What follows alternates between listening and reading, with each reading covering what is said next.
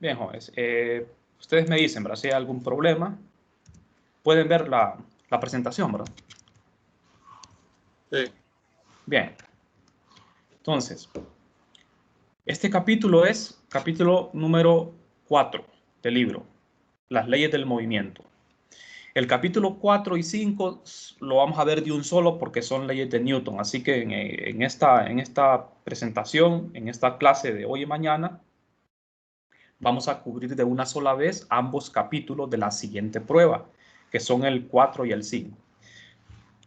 Bien, vamos a comenzar entonces. Las leyes del movimiento. Vamos a empezar con un poquito de historia porque siempre es importante, ¿verdad?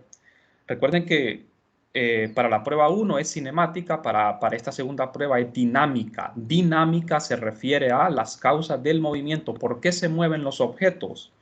¿Por qué se mueven? Se mueven porque hay algo que los obliga a moverse y ese algo es la fuerza, es una fuerza.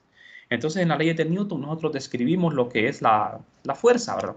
Entonces, antes de Newton, ¿verdad? Habían grandes científicos también que estudiaban la naturaleza, pero que no habían podido llegar a una teoría como la teoría del movimiento de Newton, ¿verdad? Una teoría tan perfecta como esa. Bueno, que sirve, ¿verdad? Perfecta, porque nos ayuda en lo que es la vida cotidiana, ¿verdad? A entender los fenómenos, pero ya para entender otro tipo de fenómenos más complejos como fenómenos cuánticos ya no nos sirven las leyes de Newton, ¿verdad? Bien, entonces en la antigüedad, ¿verdad? Copérnico, que era un astrónomo y físico, fue el primero en describir el movimiento aparente de los planetas en el cielo. Eso fue una de las cosas que impulsó el desarrollo de la mecánica, ¿verdad? Fue el estudio de la astronomía, el movimiento de los astros. ¿Qué siguió después de Copérnico? Después vino Tycho Brahe, que era un astrónomo también danés. Él hizo varias observaciones. Él no era muy bueno en matemática, pero sí era un gran observador del cielo, ¿verdad? Él juntó varios datos y esos datos él se los pasó a Kepler. Y este Kepler, que era un buen matemático, él pudo con esos datos de Tycho Brahe, pudo formular las leyes del movimiento planetario. Pero fíjense bien, antes de todo esto no existía. O sea, cuando ocurrió todo esto, no existían las leyes de Newton, no se sabía por qué era que se movían las cosas, ¿verdad? No se sabía. O sea, ellos más que todo eran observadores, buenos observadores y experimentalistas. Newton era un teórico, ¿verdad? Entonces, Galileo, que todos ustedes han oído hablar de él, el famoso Galileo Galilei, un italiano, él, uno de los pioneros de lo que es la física, él ya sí empezó a sistematizar ya la física con el método científico, ¿verdad? Entonces, este Galileo hizo experimentos en la famosa Torre de Pisa, dejando caer objetos para analizar lo que era la caída libre. Entonces, él también estudió lo que era el plano inclinado, pero como les digo, él en este entonces no se conocían las leyes de Newton. Era bastante difícil estudiar la naturaleza, ¿verdad? Sin esa herramienta que son las leyes de Newton. Entonces, para empezar, antes de introducir la ley de Newton, nosotros vamos a definir un concepto muy importante, que es la inercia. Ustedes ya han escuchado esta palabra en la vida diaria, ¿verdad? Muchas personas la usan, incluso hasta como en sentido como metafórico, ¿verdad? Lo usan también lo que es la inercia de mi vida. Y, por ejemplo, en el fútbol se acostumbra bastante esta palabra, ¿verdad? Que el futbolista se cayó por la inercia que llevaba, o sea, pero ¿qué es la inercia? Poniéndolo en términos formales, físicamente, ¿qué es la inercia?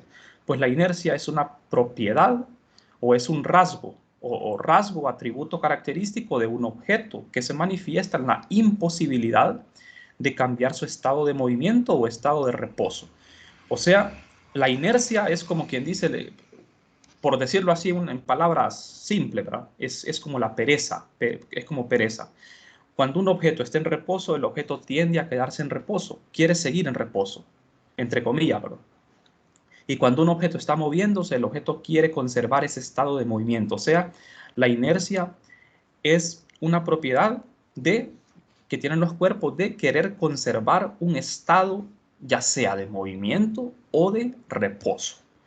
Pero la inercia nosotros no la podemos cuantificar, no podemos medir la inercia. La inercia solo es algo, es una descripción cualitativa. Tengan cuidado en eso, ¿verdad? Porque esas preguntas les pueden venir en el examen. Recuerden, la inercia no se puede cuantificar. Yo no le puedo preguntar a usted cuánta inercia tiene un cuerpo. Y usted me va a decir, tiene tanta inercia, o sea, en número, pero no me puede dar un número, una cifra. La inercia no se puede cuantificar, solo es una propiedad nada más. Bien, es un atributo de los cuerpos. Bueno, ahora, ¿qué es una propiedad? Aquí vamos a hablar bastante de propiedades, ¿verdad? Cuando hablamos de propiedades, ¿a qué nos referimos?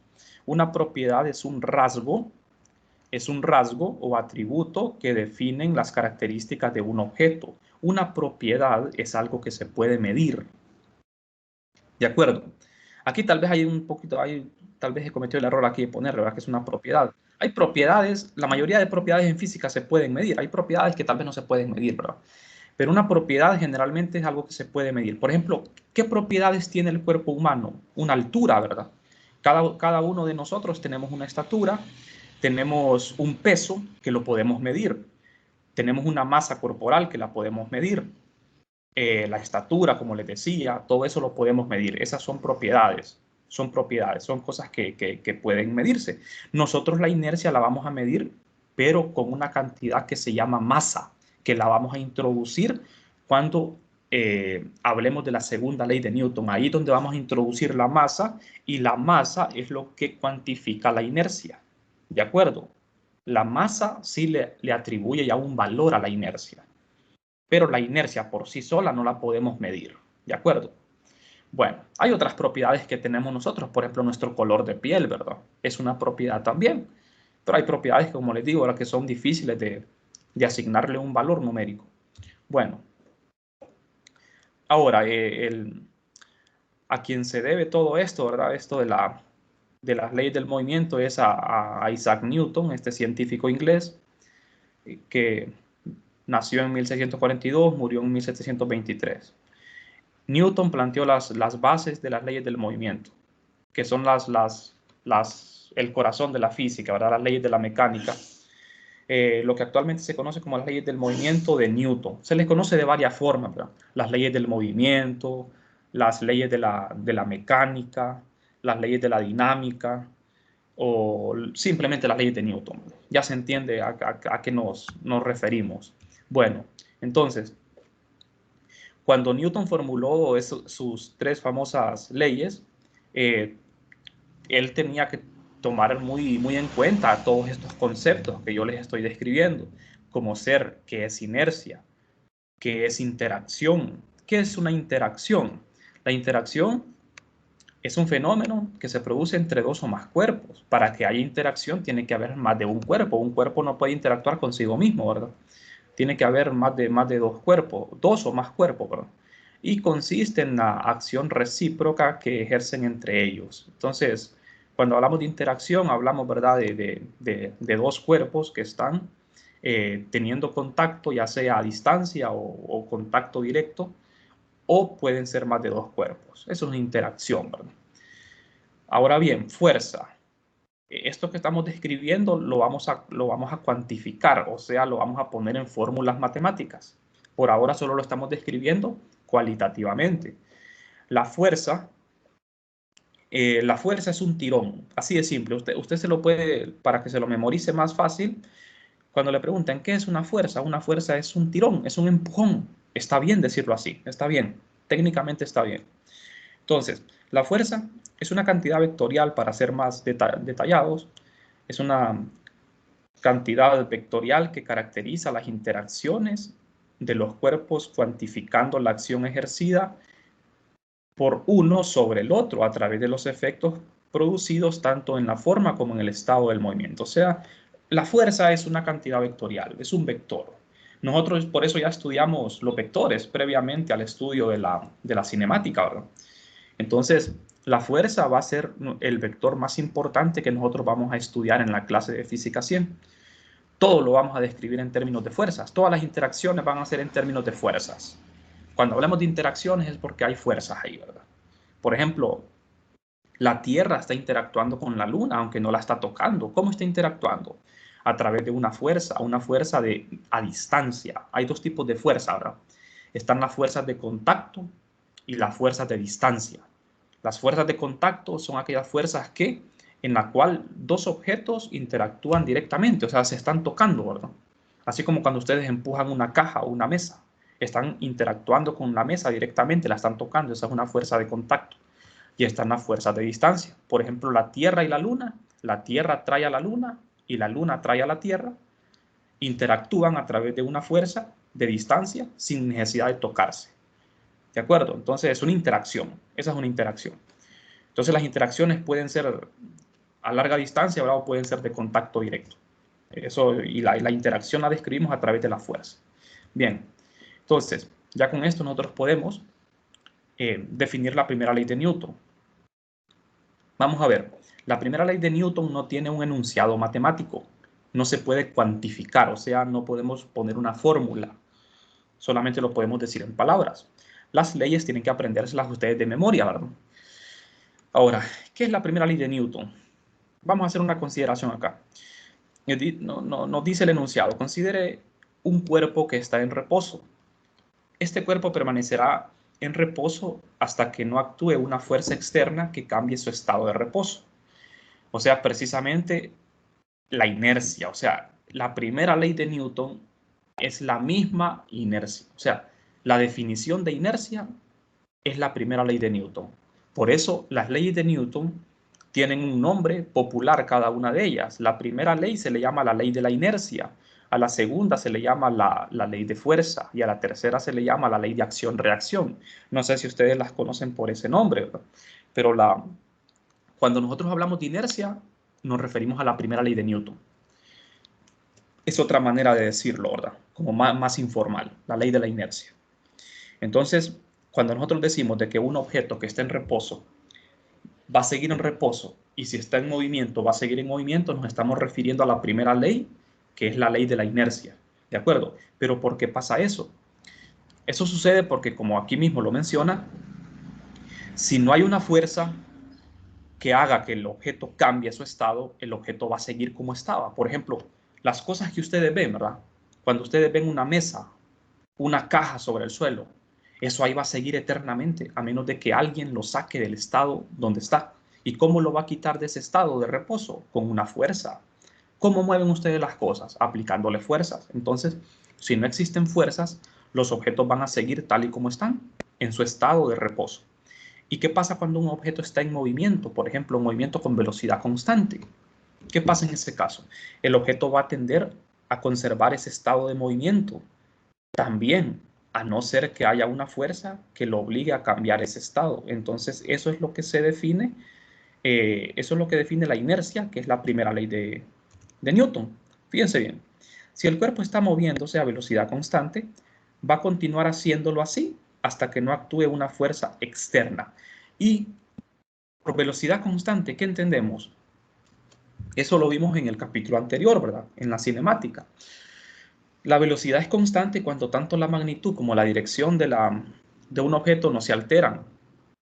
Por ejemplo, imagínense, vamos a hacer como un experimento mental, ya que de forma virtual es difícil, ¿verdad? No podemos interactuar directamente. Entonces, imagínense ustedes ahí en su casa que tienen una mesa infinita, una mesa infinitamente larga, y colocan sobre la mesa infinita un celular, ¿verdad? Y entre la mesa y el celular no existe fricción. Quitemos la fricción. Así como esas mesas de hockey, ¿verdad? No sé si ustedes alguna vez han jugado hockey de mesa. Esas mesas tienen una cama de aire, ¿verdad? Es como una camita con aire. Entonces, el aire es para eliminar la fricción. Entonces, el disco que se coloca sobre la mesa puede moverse libremente sin fricción, porque la fricción es una fuerza que retarda el movimiento. Por ejemplo, en la vida real, si yo pongo un celular sobre la mesa y le doy un empujón, el celular se detiene. ¿Por qué se detiene el celular? Porque hay fricción, ¿verdad?, entre el celular y la mesa. Pero ¿qué pasa si yo quitara la fricción? Entonces, el celular se movería infinitamente. Si la mesa fuese infinita, se movería infinitamente con velocidad constante, a no ser que una fuerza lo obligue a detenerse o a cambiar su dirección. Recuerden que velocidad constante no solo es que la rapidez se mantenga constante, es que la dirección se mantenga constante. Por ejemplo, imagínense que un carro va a 80 kilómetros por hora en línea recta. El carro va con velocidad constante. Pero ¿qué pasa cuando el carro dobla en una curva a 80 kilómetros por hora? La rapidez no la cambió, pero cambió su velocidad, ¿verdad? Porque un cambio de dirección es un cambio de velocidad. No solo la magnitud, sino la dirección. O sea que cuando un carro va a 80 kilómetros por hora en línea recta y de pronto gira en una curva a 80 kilómetros por hora, ahí su velocidad cambió, porque cambió su dirección, aunque no haya cambiado su rapidez. Entonces, cuando en la primera ley de Newton nos mencionan moviéndose a velocidad constante, significa que el objeto se está moviendo en línea recta con rapidez constante. Si el objeto de pronto gira, significa que ahí intervino ¿qué? Intervino una fuerza. O sea que cuando ustedes ven, por ejemplo, cuando un carro gira en una curva, es porque hay una fuerza. Hay una fuerza. ¿Cuál sería esa fuerza? ¿Por qué un carro gira en una curva? ¿Por qué creen ustedes que un carro puede girar en una curva? Basándonos en la primera ley de Newton. Recuerden que las llantas del carro están en contacto con la carretera. El carro va moviéndose en línea recta con velocidad constante. De pronto hay una curva, hay una curva como en forma de U, y el carro atraviesa esa curva en forma de U a 80 kilómetros por hora, suponiendo que no disminuyó su velocidad. Entonces, ahí hubo un cambio de velocidad. Y si hubo un cambio de velocidad, hubo una aceleración. Eso significa que hubo una fuerza ahí. Pero esa fuerza, ¿de qué naturaleza será? ¿Por qué será? ¿Qué fuerza es? Esa sería una fuerza de fricción, ¿verdad? Entre las llantas y la carretera. Si nosotros quitáramos la fricción entre las llantas y la carretera, por ejemplo, si un carro se mueve en una pista de hielo, ¿ustedes creen de que el carro podría girar?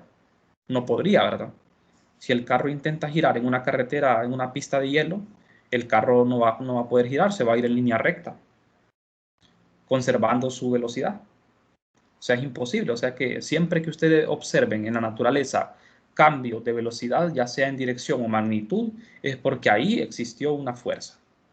Entonces, bien, vamos a pasar a la segunda ley de Newton. Esta ley de Newton, fíjense bien, la primera ley no tiene una fórmula matemática, solo es un enunciado que tienen que aprendérselo y hay varias maneras de enunciarlo. Una forma fácil de enunciar la primera ley de Newton es que es la inercia, es decir, es la ley de la inercia. Si un objeto está en reposo, va a seguir en reposo, y si está en movimiento con velocidad constante, va a seguir en movimiento con velocidad constante, a no ser que una fuerza actúe sobre él. ¿De acuerdo? Esa es la primera ley. Solo es una definición cualitativa en palabras. Ahora, la segunda ley sí tiene una formulación matemática, está cuantificada. Entonces, el enunciado de la segunda ley es el siguiente. Si una fuerza externa actúa sobre un cuerpo, este se acelera.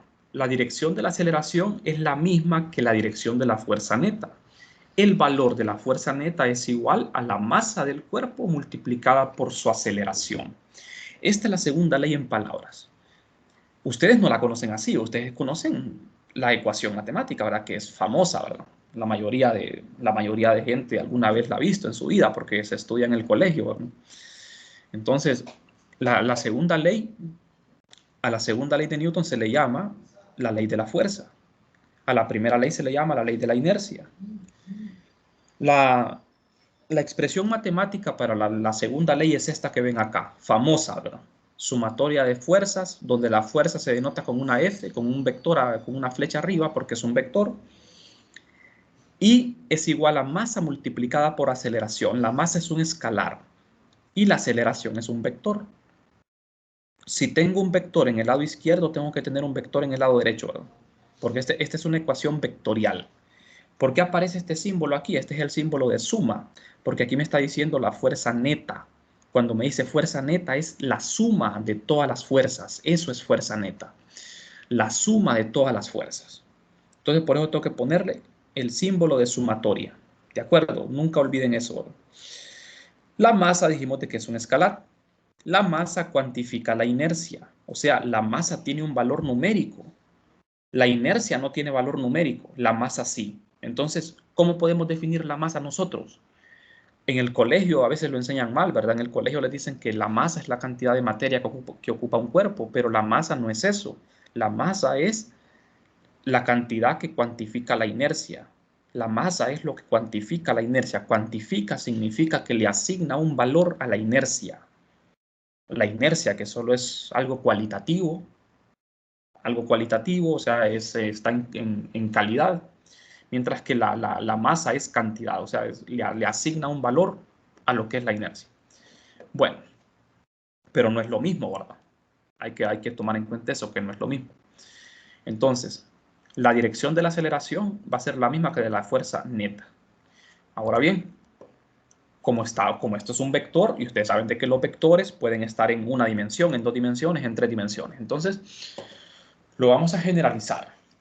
Vamos a poner la segunda ley de Newton en tres dimensiones. Sumatoria de fuerzas en X, en Y y en Z. Así como lo hemos venido haciendo cuando sumamos vectores.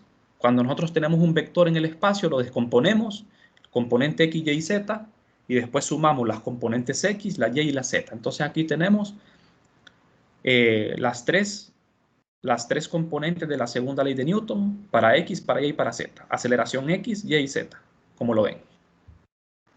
Pero casi siempre a mí se me va a pedir lo que es la fuerza neta, la total, ¿verdad? Y la aceleración total. En ese caso, ustedes lo que hacen es, hacen uso del teorema de Pitágoras para expresar la fuerza neta y la aceleración también, la aceleración total.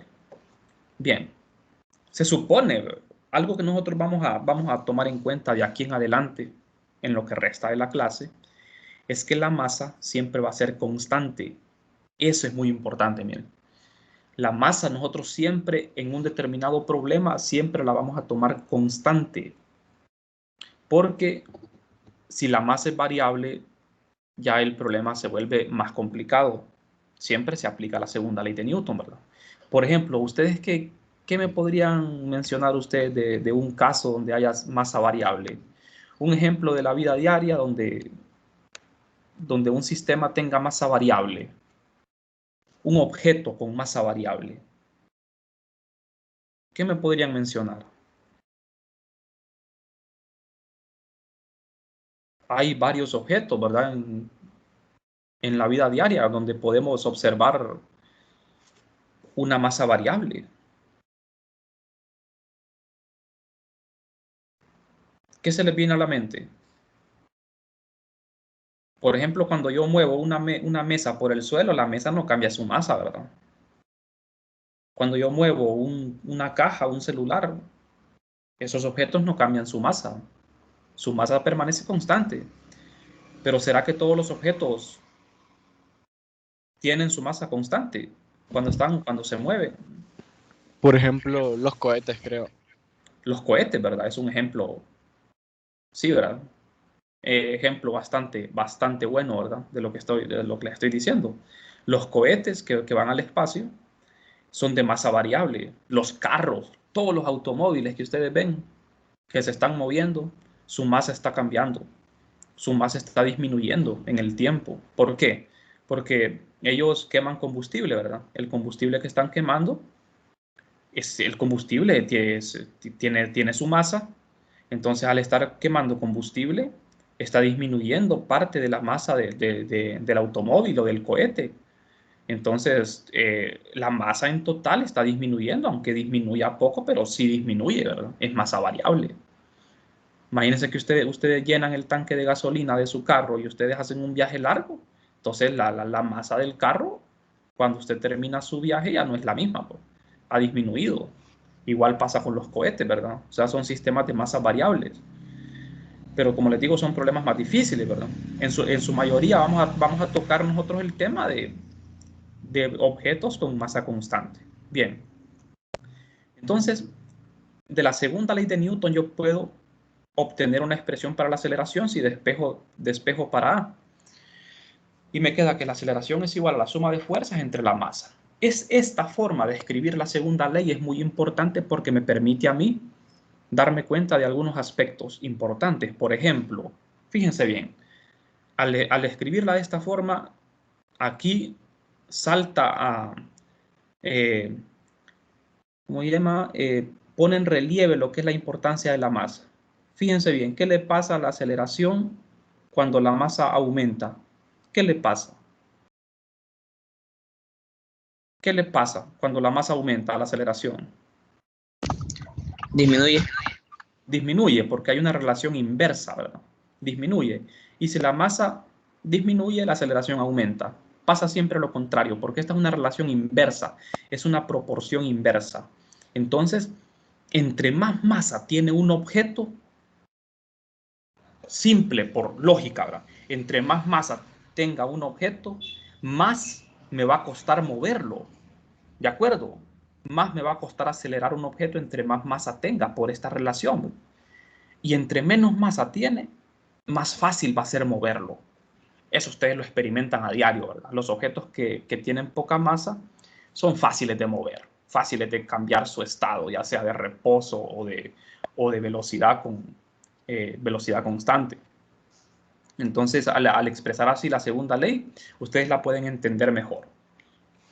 Bueno, entonces aquí tenemos, miren, una pequeña ilustración donde tenemos un objeto, es una caja que yace en el suelo y aquí estamos representando mediante este vector una fuerza neta y hay una aceleración.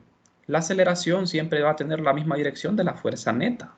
Fuerza neta, o sea, la sumatoria de todas las fuerzas, porque fíjense bien, cuando yo escribo aquí fuerza neta, aquí estamos ignorando aquel montón de fuerzas, ¿verdad? Que podrían estar actuando sobre la caja, porque aquí hay varias fuerzas sobre la caja, no solo una, no se confundan ahí, ¿verdad?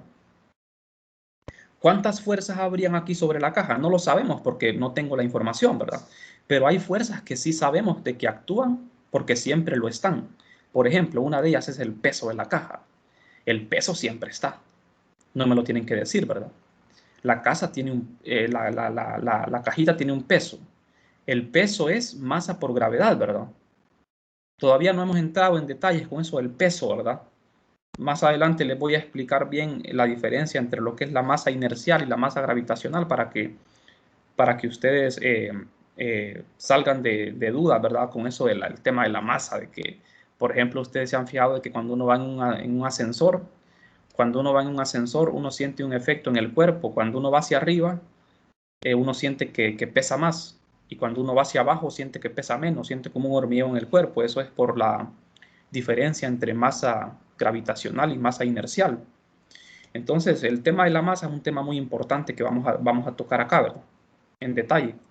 Entonces, la caja tiene un peso, que es su masa multiplicada por la gravedad, tiene una fuerza normal y tiene que haber alguna fuerza que la esté empujando en dirección horizontal.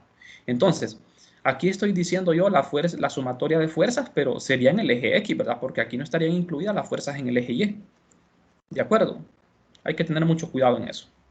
Bueno, pasemos a la tercera ley de Newton. En la clase de hoy, por lo menos, voy a llegar a la tercera ley, ¿verdad? A la definición. La última ley de Newton, que es la tercera,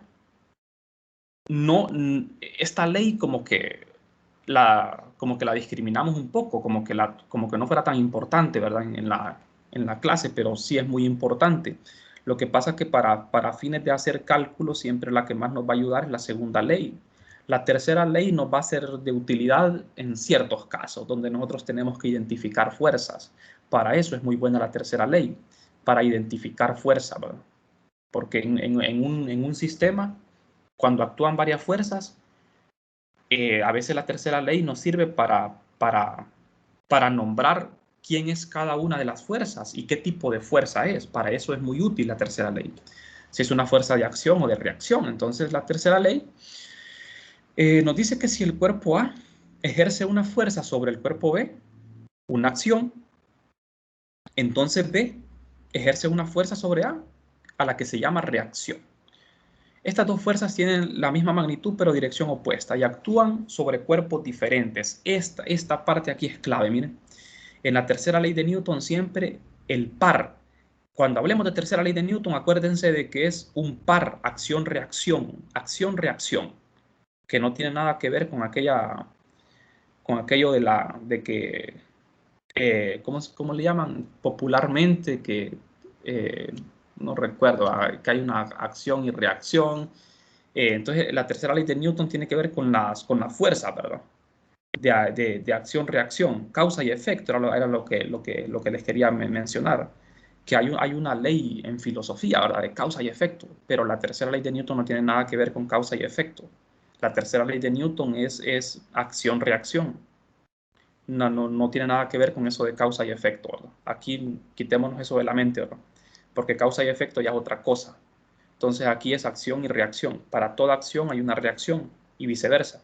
Lo que pasa es que en la tercera ley de Newton, cuando nosotros tenemos un par acción-reacción, nosotros no podemos identificar quién es la causa y quién es el efecto. Ahí es donde está el problema. Por ejemplo, cuando yo le doy un golpe a la pared, mi puño siente la acción de la pared, ¿verdad? Porque la fuerza con que yo golpeo la pared es la misma fuerza con que la pared golpea mi puño, ¿verdad? Ahí yo podría decir de que la fuerza de la pared sobre mi puño es la acción y que mi golpe es la reacción o al revés. Por eso no podemos llamarle a la tercera ley de Newton causa y efecto, ¿verdad? Porque en la tercera ley de Newton no importa cuál es la acción y cuál es la reacción, no importa el orden en que ustedes lo pongan, ¿de acuerdo? Entonces lo importante aquí es que en la tercera ley las fuerzas actúan sobre objetos diferentes. Algo importante aquí, fíjense bien, una diferencia entre la segunda y la tercera ley es que las fuerzas que aparecen en la segunda ley son fuerzas sobre un objeto, un solo objeto. La segunda ley se aplica a un solo objeto a la vez, no a dos a la vez, solo a uno. No se puede aplicarle a dos objetos a la vez, solo a uno. Mientras que la tercera ley se aplica a dos objetos a la vez, porque vienen pares. Por ejemplo, la caja está sobre el suelo. Cuando la caja, o aquí, miren, con este otro ejemplo, aquí hay un par acción-reacción. ¿Cuál es el par acción-reacción? El niño golpea la pelota. Un golpe es una fuerza. Entonces, el pie del niño es A y la pelota es el cuerpo B. Este es el cuerpo A y el cuerpo B. Entonces vamos a usar una notación para esto de las fuerzas de acción-reacción. Vamos a ponerle la fuerza de A sobre B. Siempre el subíndice que aparece aquí es el cuerpo que ejerce fuerza sobre el otro. Esta es la fuerza de A sobre B que va hacia allá, a la derecha. Y el balón también golpea al niño con la misma fuerza, ejerciendo una fuerza en dirección contraria. Esta sería la fuerza de B sobre A. Fíjense bien que lo que cambió fue el subíndice, ¿ve? A sobre B, B sobre A. O sea, si esta fuerza es positiva, esta va a ser negativa, pero la magnitud de ambas es la misma. Estas dos fuerzas constituyen un par acción-reacción, así se le llama, par acción-reacción. Y para que exista un par acción-reacción, tienen que existir dos cuerpos. Dos cuerpos. Mientras que para aplicar la segunda ley de Newton solo tiene que haber un cuerpo. Nosotros cuando vamos a aplicar la segunda ley, aislamos un cuerpo, lo consideramos como una partícula, ¿de acuerdo? Aquí vamos a trabajar con el modelo de partículas. Todos los objetos van a ser puntos. O sea, esta caja la vamos a tratar como que fuese un puntito que tiene masa. Y lo aislamos, lo separamos. Aislar significa que yo hago de cuentas que solo eso existe en el universo. Solo la caja. En cambio, en la tercera ley, no podemos aislar un objeto porque de lo contrario no podríamos aplicarle la tercera ley, ¿verdad? Entonces, la tercera ley se viene en pares. Se ocupan dos objetos como mínimo. Bien, entonces, jóvenes, por la clase de hoy, eso sería todo. Me voy a quedar aquí en la tercera ley, fíjense bien.